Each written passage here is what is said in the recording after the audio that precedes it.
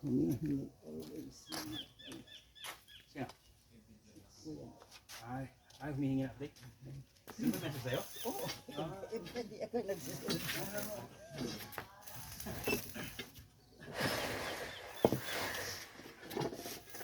Alaw-alaw pala.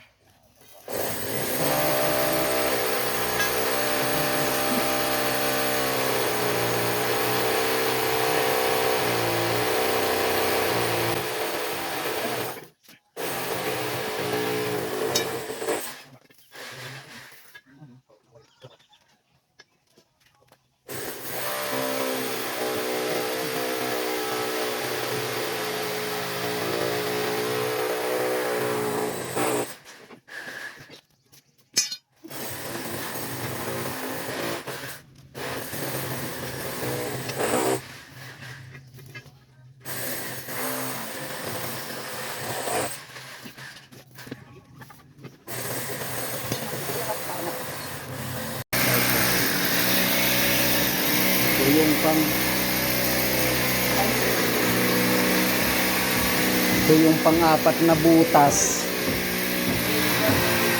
So matatapos na rin ito. Tapos yun.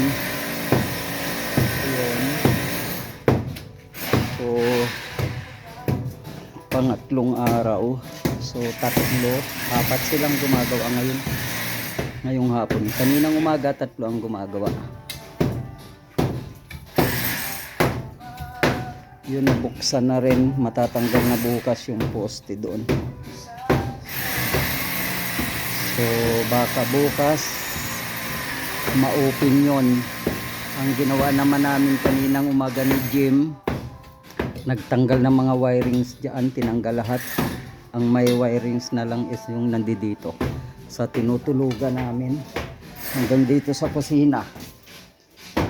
So ang ginawa namin is eto, nakagawa na kami ng box ng forma para sa column preparation, para sa column. At yung parilya, naka apat na rin kami, may dalawa pa kaming naputol doon. So bukas makakapag patayo siguro kami ng poste doon sa dalawang column.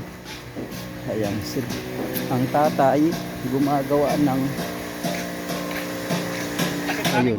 Ha? Oo.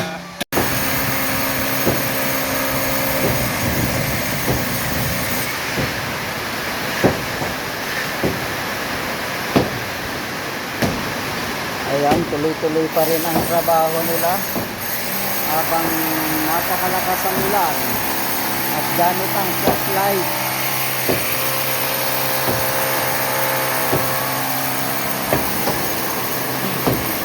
Habang binabakbak na manig kung paring Pedro. Ayan, binabakbak habang napakalakas ng ulan dito sa Isabela.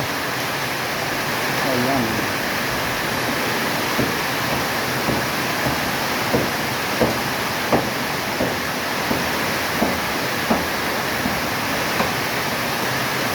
May motor.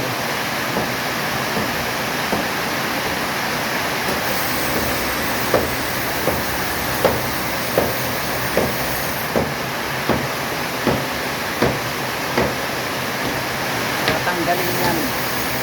Baka bukas tanggal na yan. Tapos yun naman, pinatapos na.